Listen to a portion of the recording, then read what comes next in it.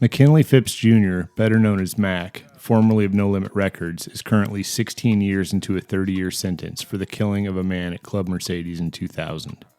At least one shot was fired on that night at Club Mercedes, and it claimed the life of 19-year-old Baron Victor Jr. Mac was convicted and sentenced to 30 years for this crime, a crime he did not commit. Former District Attorney Walter Reed, the man responsible for convicting Mac, left office in 2014 under the cloud of a racketeering investigation. He was later convicted of conspiracy, wire fraud, mail fraud, money laundering, and making false statements on his tax returns. Not only that, but two key witnesses for the prosecution in Mac's case have since stepped forward to say that they were harassed by law enforcement, coerced, to lie under oath. Yulon James, a pregnant nursing student at the time of the trial, testified that she saw Mac fire the fatal shot, yet now acknowledges that she didn't see anything. The district attorney came over to my parents' house and told me I would have my baby in prison if I didn't testify, she said. In April, Huffington Post unearthed a videotaped confession of Mac's bodyguard who told the police days after the shooting that he actually pulled the trigger. I'll put a link to that video and article in the description.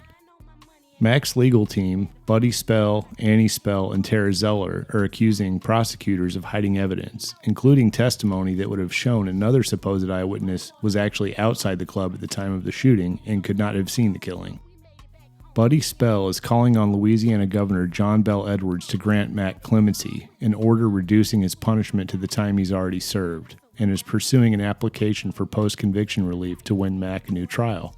More than 8,000 people have already signed this petition, including such hip-hop stars as Killer Mike, D1, Mystical, Fiend, and Mia X. Now, the fiancé of the man who was murdered in 2000 has also signed the petition.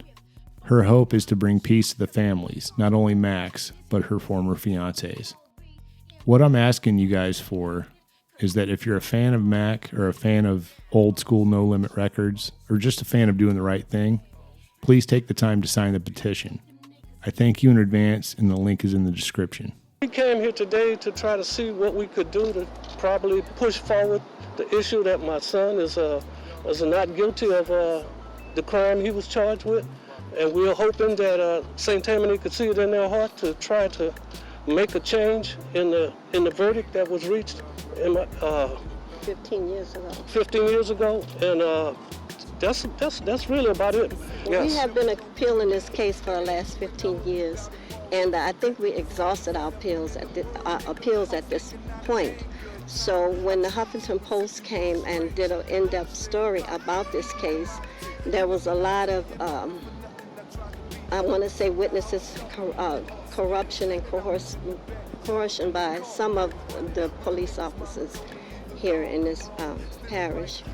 And so with that in mind, we just want the truth to come out about my son's case. That's all we wanted, was the truth. And not only justice for my son, but for the victim's family and also the witnesses that felt they were harassed and coerced by some of these police officers. Lonell said they kept badgering him about saying that Mac did it. And that's why he spent 13, 14 months in St. Tammany jail. And just because he was sleeping in the back of the truck. When they stopped him, he was sleeping in the back of the truck in front of the house. Mac Phipps and the recent article in the Huffington Post are examples of critical new evidence the court needs to consider to grant Mac Phipps a new trial. We are in the process of gathering affidavits from the remainder of these witnesses and expect to file a motion for a new trial soon.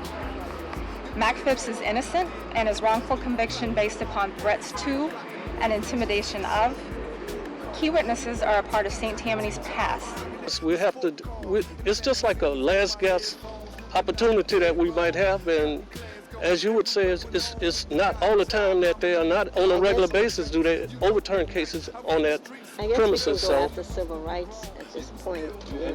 At this point, is it really just more incumbent upon the DA to actually reopen the case since you've exhausted your case? Yes. And also maybe file civil rights charges if we have to.